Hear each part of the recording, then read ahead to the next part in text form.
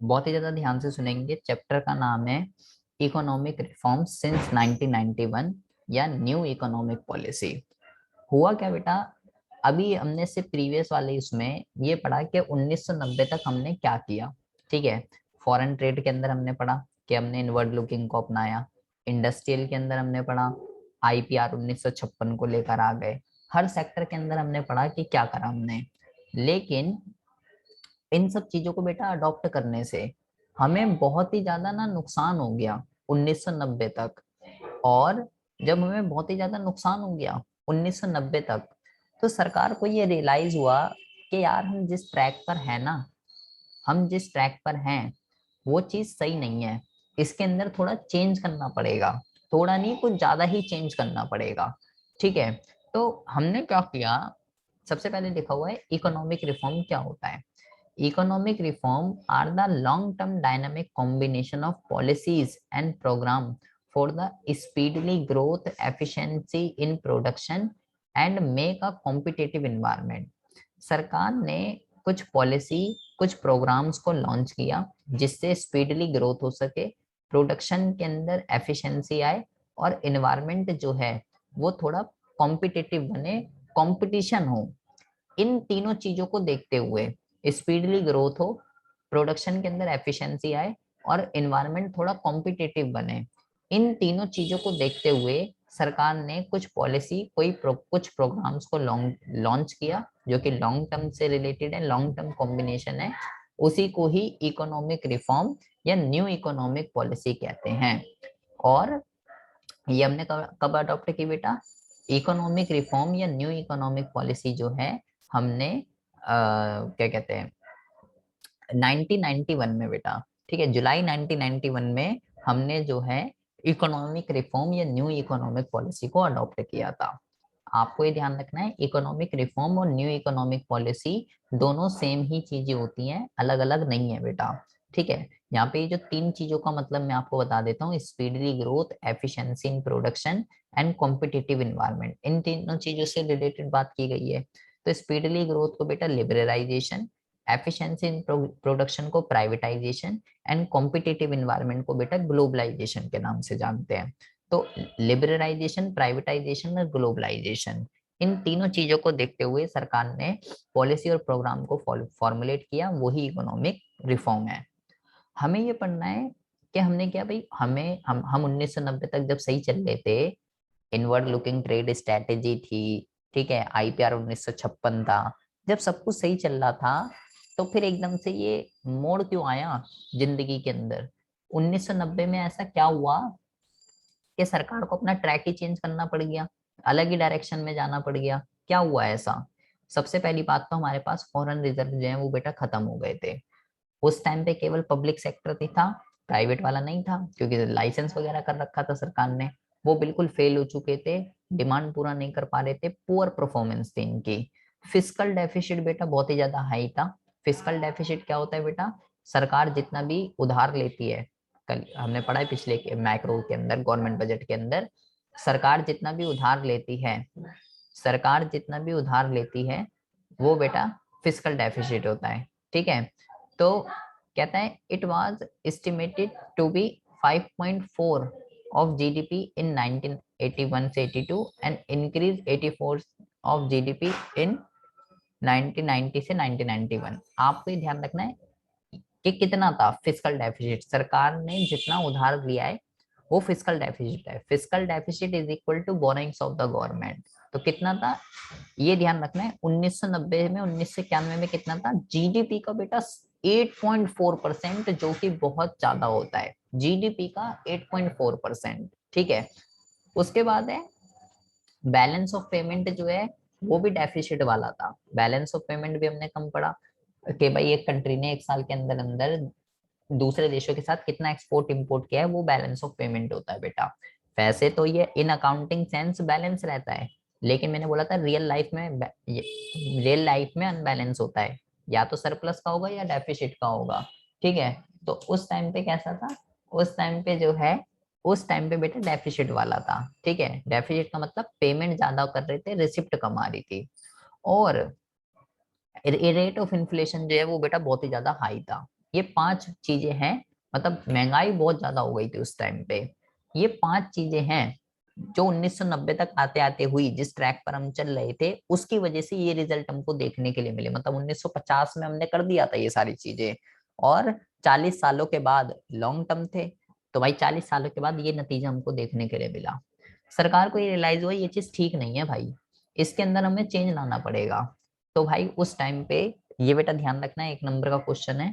Prime minister जो थे PV Narasimha Rao, और फाइनेंस मिनिस्टर जो थे डॉक्टर मनमोहन सिंह थे। इन्होंने जब देखा कि भैया हालात बहुत ही ज्यादा गंभीर हो चुके हैं, बहुत ही ज्यादा खराब हो चुके हैं, फिर इनको रियलाइज हुआ कि इस ट्रैक को छोड़ देना चाहिए और एक न्यू इकोनॉमिक पॉलिसी को हमें अडॉप्ट करना चाहिए, जिसको इकोनॉमिक रिफॉर्म या न्यू इकोनॉमिक पॉलिसी 1991 कहते हैं। इसके 3 एलिमेंट होते हैं, LPG, लिबरलाइजेशन, प्राइवेटाइजेशन, ग्लोबलाइजेशन। फिर सरकार ने इस चीज को अडॉप्ट किया, जो कि हमारे लिए एक बहुत ही बड़ा यू टर्न था। यू टर्न कहते हैं इसको, यू टर्न लेकर आए थे ये न्यू इकोनॉमिक पॉलिसी या इकोनॉमिक रिफॉर्म, इकोनॉमी के अंदर एक यू टर्न लेकर आए। इसके 3 एलिमेंट होते हैं, लिबरलाइजेशन, प्राइवेटाइजेशन, ग्लोबलाइजेशन। ये आपको ध्यान रखना है, ठीक है। अब सबसे पहले हम पढ़ते हैं लिबरलाइजेशन क्या होता है बेटा। लिबरलाइजेशन देखो उसने यहाँ पे क्या बोला कि स्पीडली ग्रोथ होनी चाहिए, एफिशिएंसी प्रोडक्शन और कम्पिटिटिव इन्वायरमेंट। इसका मतलब मैंने आपको क्या बताया, लिबरलाइजेशन, इसका मतलब प्राइवेटाइजेशन, और इसका मतलब ग्लोबलाइजेशन, ये मैंने आपको बताया। तो बेटा लिबरलाइजेशन का मतलब होता है सरकार ने जितने भी rule and regulation, unrestricted rule regulation barrier जो भी लगा रखा था ना, वो सबको खत्म कर दो। सरकार ने ये जो लाइसेंस वगैरह की व्यवस्था कर रखी थी, जहां जहां उनने रूल रेगुलेशन लगा रखे हैं, जहां जहां रूल एंड रेगुलेशन लगा रखे हैं, जितने भी बैरियर लगा रखे हैं, उस सबको हटा दो, उस सबको रिमूव कर दीजिए। प्राइवेट सेक्टर के लिए थे बेटा सारे के सारे, रूल रेगुलेशन बैरियर सब प्राइवेट सेक्टर के लिए थे। तो भाई उसको खत्म कर दीजिए, खत्म करके लिबरल हो जाइए। लिबरल का मतलब कोई रूल एंड रेगुलेशन नहीं, ताकि सब इकोनॉमी ग्रो हो सके, सब हटा दो, उसको कहते हैं लिबरलाइजेशन। लिबरल हो जाना मतलब रूल रेगुलेशन हटा के उदार बन जाइए, सबको आने दीजिए, जिसको जो करना है करने दीजिए, आप कुछ इंटरफेयर मत कीजिए। तो बेटा लिबरलाइजेशन एक बहुत बड़ा टॉपिक है। इसके अंदर बेटा 5 सेक्टर्स के अंदर रिफॉर्म ले गया है। मतलब देखो सरकार ने कहाँ का रूल एंड रेगुलेशन लगा रखे थे, इंडस्ट्री पे लगा रखे थे, फाइनेंस पे लगा रखे थे, फिस्कल पे लगा रखे थे, फॉरेन एक्सचेंज पे लगा रखे थे, और ट्रेड पे लगा रखे थे।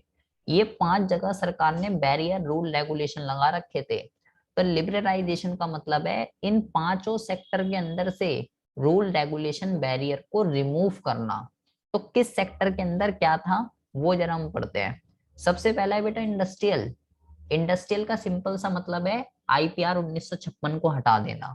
इंडस्ट्रियल का मतलब तो यही है भाई, इंडस्ट्री सेक्टर से रिलेटेड रिफॉर्म किए गए। तो इंडस्ट्री में तो अभी हम पढ़ के आए हैं कि आईपीआर 1956 था। तो इंडस्ट्रियल का सिंपल सा मतलब है उसको हटा दो। उसको हटाने का मतलब क्या है, ना तो बेटा लाइसेंस चाहिए आपको, ना तो इंडस्ट्री खोलने के लिए, और ना ही ना तो इंडस्ट्री खोलने के लिए, ना ही एक्सपेंड करने के लिए। अब कोई लाइसेंस आपको जरूरत नहीं है, ठीक है। लेकिन केवल 5 इंडस्ट्री को छोड़कर सरकार ने सब कुछ लाइसेंस फ्री कर दिया। और ये 5 भी बेटा वो हैं, ये 5 भी वो हैं जो थोड़ी खतरनाक हैं, जैसे शराब वगैरह, सिगरेट, डिफेंस इक्विपमेंट, इन सब का जो काम करेंगी, केमिकल वगैरह का डेंजरस, इसके लिए लाइसेंस जरूरी है। अदरवाइज किसी के लिए लाइसेंस जरूरी नहीं है, जो करना है करो। सरकार ने अपनी इंपॉर्टेंस को कम करा। अब जो लाइसेंस है ना तो खोलने के लिए चाहिए, ना एक्सपेंड करने के लिए चाहिए, किसी चीज के लिए लाइसेंस नहीं चाहिए। बिना लाइसेंस के इंडस्ट्री खुल सकती है, बिना लाइसेंस के एक्सपेंड हो सकती है। कैटेगरी 1 में सरकार ने अपने लिए 17 इंडस्ट्री रिजर्व करी थी, अभी हम पढ़ के आए हैं, ठीक है। लेकिन अब कितनी कर दी, केवल 3, 17 से सीधा 3, मतलब बाकी और जो है प्राइवेट वाला ओपन कर सकता है। पहले बेटा एमआरटीपी एक्ट चलता था, इसकी फुल फॉर्म है monopoly restrictive trade practice act. इसके अंदर बेटा लार्ज ऑर्गेनाइजेशन के लिए कई रूल एंड रेगुलेशन रहते थे सरकार की तरफ से, ठीक है। लेकिन इसको जो है थोड़ा लिबरल बनाया गया एमआरटीपी एक्ट को, और जो है थोड़े इसके लिए रूल एंड रेगुलेशन कम किए गए। पहले बेटा हमने कैपिटल गुड के इंपोर्ट पे कोई फ्रीडम नहीं थी, कैपिटल गुड्स का हम इंपोर्ट नहीं कर सकते थे, ठीक है। इंपोर्ट पे वैसे ही रिस्ट्रिक्शन थी, ठीक है, कि भाई इतनी क्वांटिटी तक होगा और इतने अमाउंट में होगा, क्योंकि फॉरेन ट्रेड अभी हम पढ़ के आए। तो अब हम जो है कोई भी कैपिटल गुड्स को किसी भी दूसरी कंट्री से हम इंपोर्ट कर सकते थे। कैपिटल गुड्स कौन से होते हैं बेटा? मशीन वगैरह, जो दूसरे गुड्स एंड सर्विसेज को बनाने में काम आते हैं। तो भाई इंडस्ट्रियल सेक्टर का सीधा सीधा मतलब है आईपीआर 1956 को खत्म कर देना। तो सरकार ने पूरा उसको खत्म कर दिया, अपनी इंपॉर्टेंस को भी गिरा दिया, 17 से 3 पे आ गई कि केवल 3 ऐसी हैं जो मैं खोल सकती हूँ, बाकी कोई भी प्राइवेट वाला खोल सकता है। प्राइवेट वाले को खोलने के लिए, एक्सपेंड करने के लिए कोई लाइसेंस वगैरह कुछ नहीं चाहिए, मेरे से बिना पूछे वो जो चाहे कर सकता है। फाइनेंस की अगर हम बात करें बेटा, फाइनेंस सेक्टर के रिगार्डिंग, फाइनेंस का मतलब होता है पैसे के रिगार्डिंग। यहाँ पे आपको केवल एक चीज ध्यान रखनी है, यहाँ पे बेटा आपको केवल एक चीज ध्यान रखनी है। क्या? यहाँ पे जो है ये चारों पॉइंट इंपॉर्टेंट है, चारों पे क्वेश्चन आना है। पहले बेटा, पहले प्राइवेट वाले बैंक नहीं हुआ करते थे, ठीक है? तो फाइनेंस सेक्टर के अंदर जब चेंज आया तो ही प्राइवेट वाले सेक्टर, प्राइवेट बैंक जो है वो इस्टेब्लिश होने लग गए। क्यों नहीं होते थे प्राइवेट वाले बैंक? पहले तो आपको ये पता होना चाहिए।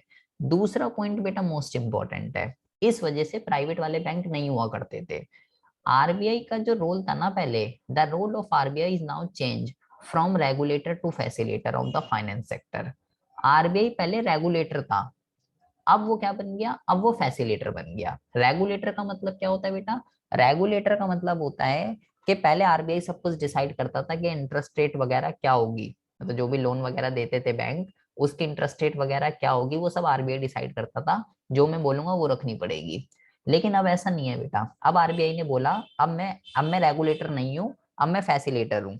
अब तुम बैंक अपने अकॉर्डिंगली जिसका जो मन चाहे वो रख सकता है, ठीक है? जो मन है वो करो, मैं नहीं जाऊंगा बीच में।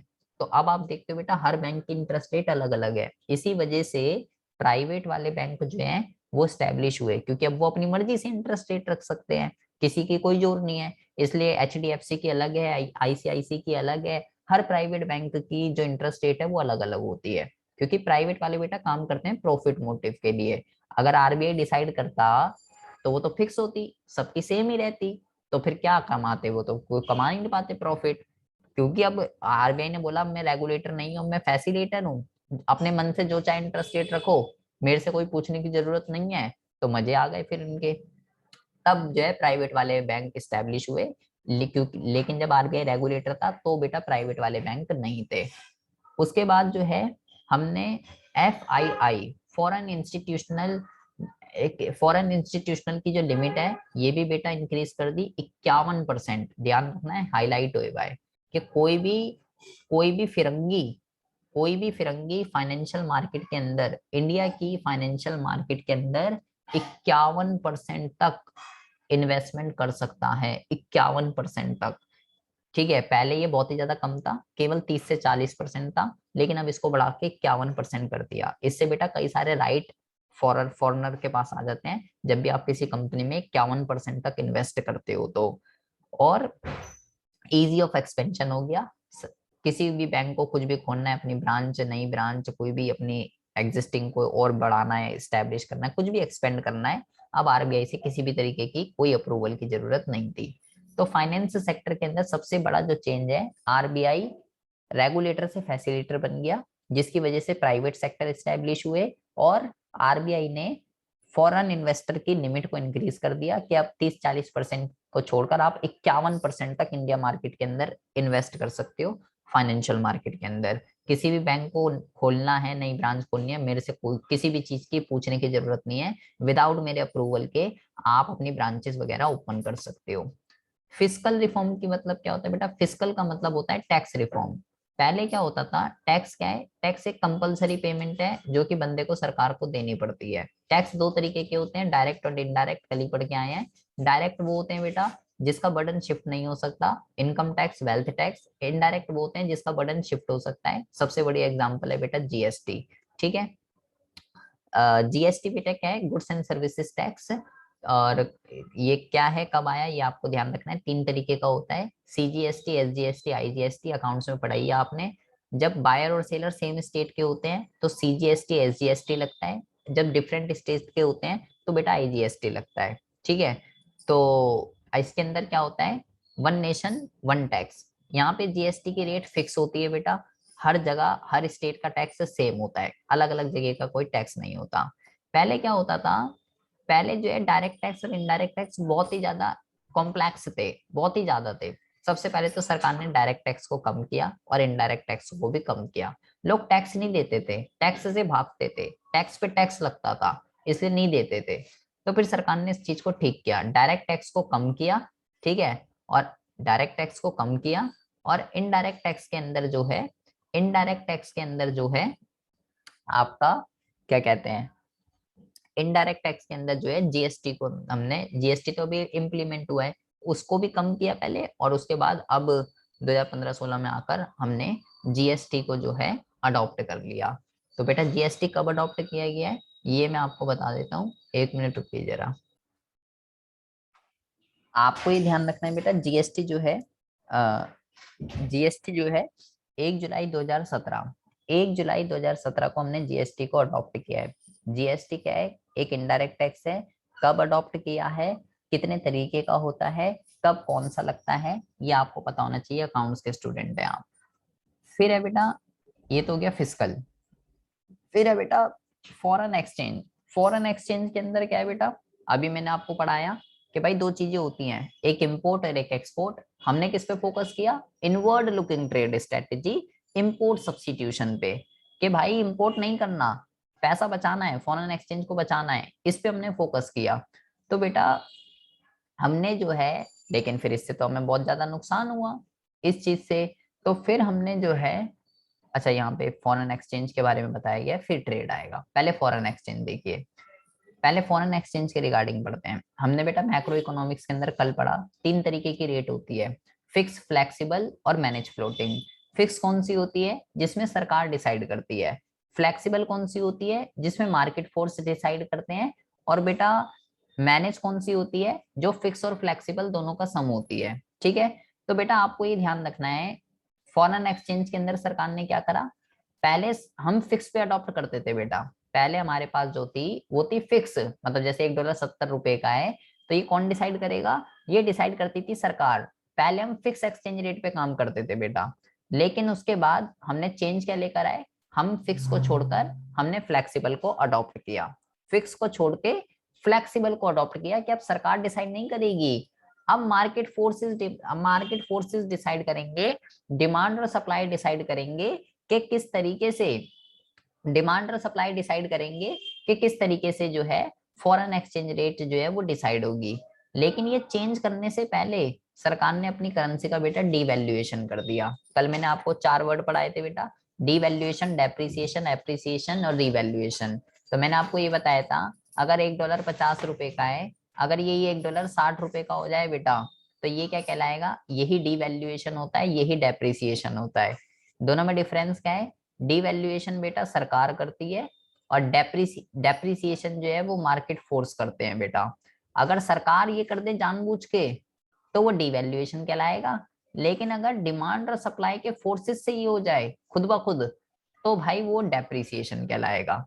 तो हमने फिक्स से फ्लेक्सिबल पे तो आए, लेकिन फ्लेक्सिबल से आने से पहले सरकार ने एक बार अपनी करेंसी का डिवैल्यूएशन कर दिया। तो ये फॉरेन एक्सचेंज के अंदर हुआ बेटा। ट्रेड के अंदर सिंपल सा मतलब है, ट्रेड हमने बता ही दिया कि हम जो है फोकस करते थे इनवर्ड लुकिंग ट्रेड स्ट्रेटेजी पे। तो भाई हमने जो है इस स्ट्रेटेजी को खत्म कर दिया, इनवर्ड लुकिंग ट्रेड स्ट्रेटेजी को 1990 तक ही हमने इसको अपनाया था, 1990 के बाद हमने इसको खत्म कर दिया, ठीक है। हमने कोटा की जो लिमिट थी उसको हटाया, लाइसेंस वगैरह सब हटा दिया, import duty, export duty, tariff वगैरह जो होते हैं सबको बेटा कम कर दिया, ठीक है। तो ये जो है हमने ट्रेड, फॉरेन ट्रेड के अंदर क्या क्या रिफॉर्म किए गए वो है। फॉरेन ट्रेड का सिंपल सा मतलब है इंपोर्ट सब्स्टिट्यूशन को हटा देना, ये कोटा, टैरिफ, परमिट, ये सब हटा देना, ठीक है। ये था बेटा लिबरलाइजेशन। अब है प्राइवेटाइजेशन। प्राइवेटाइजेशन का मतलब क्या होता है, प्राइवेटाइजेशन का सिंपल सा मीनिंग है बेटा, the transfer of ownership from public sector undertaking to private sector undertaking is known as privatisation. क्या हुआ इसका मतलब, कि भाई हमने पीछे पढ़ा यहाँ पे लिबरलाइजेशन के अंदर, हम यहाँ लिबरलाइजेशन के अंदर पढ़ रहे थे कि भाई ऐसा क्या हुआ, ऐसा क्या हुआ कि हमें ये यू टर्न लेना पड़ गया, चेंज हो गया। यहाँ पे लिखा है फेलियर ऑफ पब्लिक सेक्टर, मतलब उस टाइम पे केवल पब्लिक सेक्टर थे, उनकी परफॉर्मेंस बहुत ही ज्यादा खराब थी बेटा, लॉस देके जा रहे थे, लॉस में चल रहे थे। तो भाई लॉस में अगर चल रहे थे तो सरकार ने क्या किया, वो सेक्टर जो लॉस में चल रहा है उसको बेच डाला। ठीक है, तो बेटा अगर सरकार पूरा कंपनी को पूरा ही बेच देगी, पूरा बेच देगी, 100% शेयर बेच देगी विद ओनरशिप, रिश्ता ही खत्म कर देगी, तो उस चीज को बेटा प्राइवेटाइजेशन कहते हैं। अगर सरकार किसी पब्लिक कंपनी को किसी प्राइवेट बंदे के हाथों में बेच दे कि भाई तू देख ले, मेरे से तो नहीं चल रही है, मैं तो लॉस हो रहा है बहुत ज्यादा, मेरे बस की ना है इसको चलाना, तेरे से चल सकती है तो तू चला ले। तो अगर सरकार किसी भी पब्लिक कंपनी को किसी प्राइवेट वाले को बेच दे पूरा का पूरा विद ओनरशिप के हाथ से, तू ही ओनर है, मेरा तो रिश्ता खत्म इसका हाथ से, तो बेटा वो प्राइवेटाइजेशन कहलाता है। और क्या कहते हैं, अ, क्या कहते हैं, government companies has been sold by the central government to private capitalised which are incurring loss. सरकार ने क्या करा, वो सारी की सारी कंपनीज को बेच डाला जो कि भाई लॉस दे रहे थे प्राइवेट वाले को, तो उसको प्राइवेटाइजेशन कहते हैं। ठीक है, privatisation of public sector undertaking, जिसको पीएसयू कहते हैं, अगर सारे बेच देगी बेटा तो प्राइवेटाइजेशन है, 100% अगर शेयर बेच देगी और विद ओनरशिप तो प्राइवेटाइजेशन है। लेकिन अगर selling of part of equity share to the public, to the public, अगर बेटा अगर केवल कुछ शेयर बेचती है, कुछ पब्लिक सेक्टर के अगर केवल कुछ शेयर बेचेगी, सारे नहीं, तो बेटा वो डिसइन्वेस्टमेंट कहलाता है। प्राइवेट डिसइन्वेस्टमेंट प्राइवेटाइजेशन का ही एक पार्ट है, दोनों में शेयर ही बेचे जा रहे हैं, लेकिन डिफरेंस क्या है, प्राइवेटाइजेशन में सारे बेच दिए, ओनरशिप भी गई सरकार के पास से, लेकिन बेटा डिसइन्वेस्टमेंट में ऐसा नहीं है। डिसइन्वेस्टमेंट के अंदर जो है कुछ शेयर बिक रहे हैं और ओनरशिप अभी भी सरकार के पास ही है। तो सरकार ने जो ज्यादा ही लॉस दे रहे थे उसको बेच डाला, और जो थोड़े कम लॉस में थे, जो लग रहा है कि हाँ ये थोड़े इंप्रूव हो सकते हैं, इसमें प्राइवेट वाला आएगा तो थोड़ा ठीक हो जाएंगे, तो उसको डिसइन्वेस्टमेंट कर दिया। तो ये हुआ। लेकिन क्या उस टाइम पे सारे ही, इतनी सरकारी इंडस्ट्री खुली हुई थी, क्या सारे ही लॉस दे रहे थे? नहीं बेटा, सारे लॉस नहीं दे रहे थे।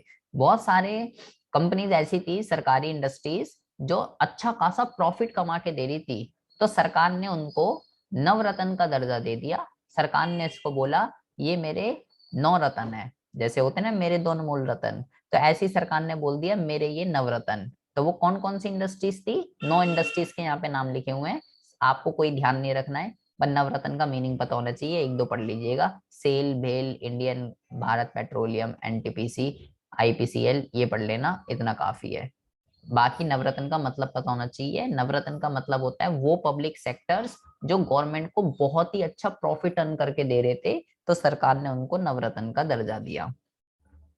फिर है बेटा लास्ट, ग्लोबलाइजेशन। ग्लोबलाइजेशन का मतलब क्या होता है? The integration of the domestic economy with the worldwide is known as globalisation. Globalisation का मतलब होता है आप अपनी कंट्री की ये इकोनॉमी, लास्ट है ना। हाँ जी हाँ जी, आप अपनी कंट्री की इकोनॉमी को, आप अपनी कंट्री की इकोनॉमी को अदर कंट्री की इकोनॉमी के साथ, अदर कंट्री की इकोनॉमी के साथ कैसे इंटीग्रेट करोगे, कैसे जोड़ोगे, उसको बेटा ग्लोबलाइजेशन कहते हैं। तो कैसे होगा ये चीज पॉसिबल? पहली बात तो आपने जो भी रूल एंड रेगुलेशन लगा रखे हैं उसको खत्म कर दीजिए, जो भी रूल एंड रेगुलेशन लगा रखे हैं, दूसरी कंपनियों को अपने देश के अंदर आने दीजिए, अपने देश की कंपनियों को दूसरे देश में जाने दीजिए, कुछ मना मत कीजिए। तो इस चीज को ग्लोबलाइजेशन कहते हैं, दूसरे देशों की कंपनी को अपने देशों के अंदर आने देना, अपने देश की कंपनी को दूसरे देशों में जाने देना, ग्लोबलाइजेशन है। ठीक है, तो ये आप पूरा छोड़ यहाँ पे देखेंगे बेटा। तो ऐसा कैसे हो सकेगा? जैसे मैंने आपको बताया, पहले पीछे भी हमने पढ़ा, हमने इसकी लिमिट को बढ़ा दिया। पहली बात तो लिमिट को बढ़ा दिया, पहले 40% थी, अब 51% कर दी, टैरिफ को कम करा, और जितनी भी रिस्ट्रिक्शन थे उसको बेटा हमने हटा दिया। कौन हटाएगा उसको? इंडिया जो है वो मेंबर बन गया डब्ल्यूटीओ का। ठीक है, अभी हम ये पढ़ेंगे डब्ल्यूटीओ के रिगार्डिंग, जो कि जितने भी रिस्ट्रिक्शंस वगैरह थे फॉरेन ट्रेड के रिगार्डिंग, उसको खत्म कर दिया बेटा। ग्लोबलाइजेशन दो चीजों से पॉसिबल है बेटा, एक तो फॉरेन ट्रेड के अंदर जो भी रूल एंड रेगुलेशन लगा रखे हैं उसको हटा दीजिए, फॉरेन ट्रेड के अंदर जो रूल एंड रेगुलेशन लगा रखे हैं उसको हटा दीजिए, और दूसरे देशों की कंपनी को अपने देश में और अपने देश की कंपनी को दूसरे देश में जाने दीजिए, तो ग्लोबलाइजेशन हो जाएगा। आपकी इकोनॉमी दूसरी इकोनॉमी के साथ खुद ब खुद इंटरलिंक्ड हो जाएगी। तो फॉरेन ट्रेड के अंदर जो रूल एंड रेगुलेशन थे उसको हटाने के लिए हम डब्ल्यूटीओ के मेंबर बने, ये अभी हम पढ़ते हैं क्या होता है। तो ग्लोबलाइजेशन का ये मतलब होता है, ये तीन चीजें हमने जो है ग्लोबलाइजेशन के अंदर करी।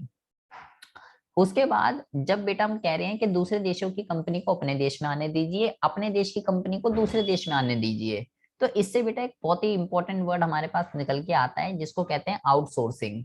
आउटसोर्सिंग जो है वो ग्लोबलाइजेशन का ही एक मोस्ट इंपॉर्टेंट आउटकम है।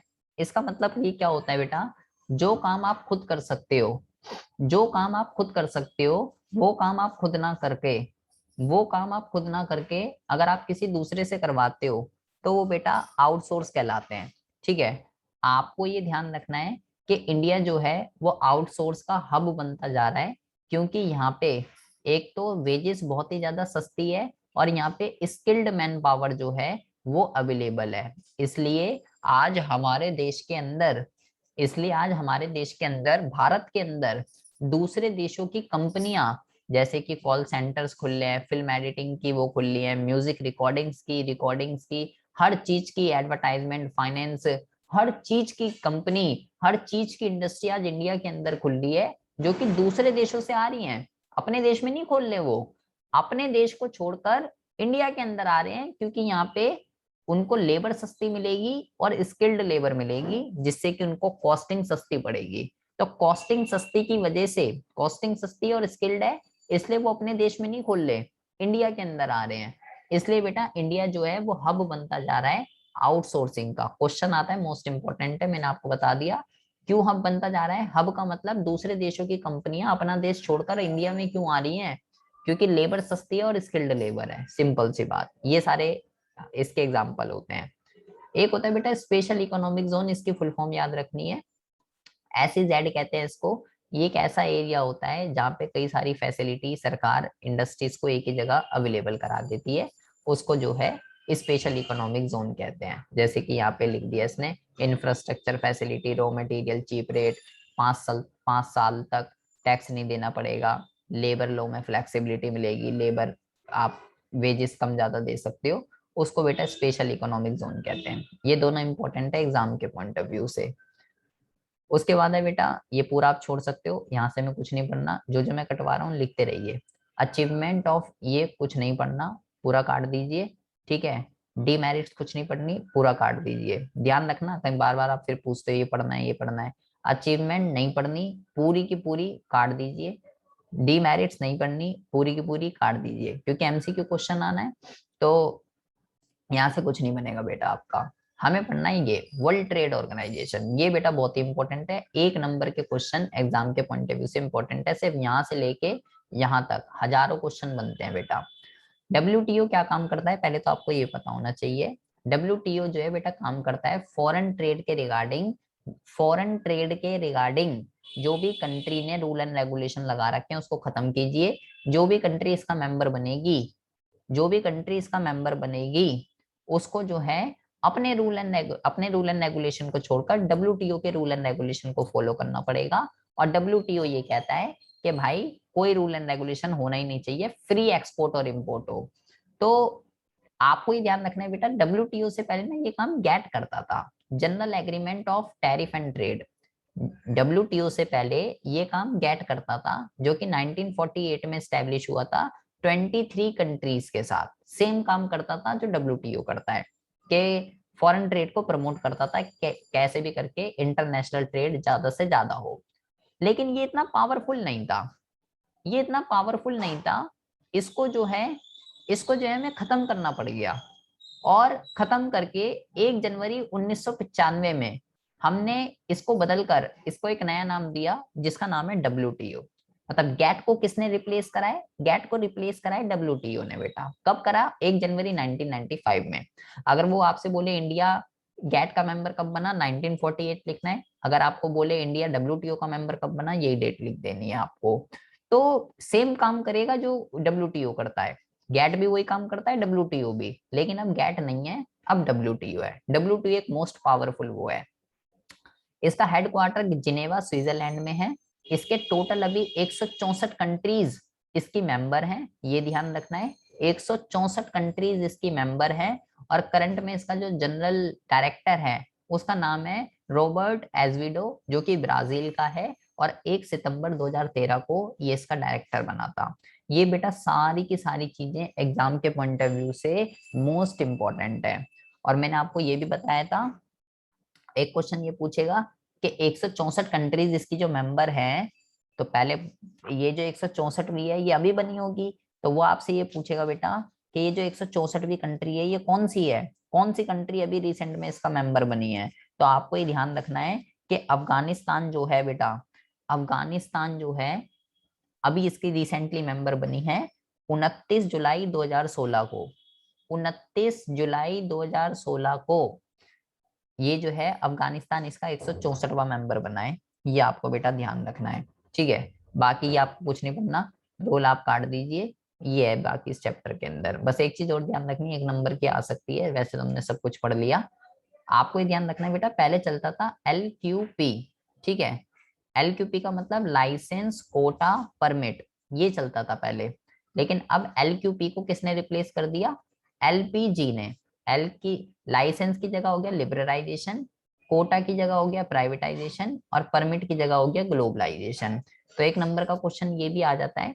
LQP को LQP को जो है किसने रिप्लेस करा, LQP को जो है रिप्लेस करा LPG ने। कब, 1991 में। तो ये हो गया आपका बेटा पूरा का पूरा चैप्टर, लिबरलाइजेशन, प्राइवेटाइजेशन, ग्लोबलाइजेशन।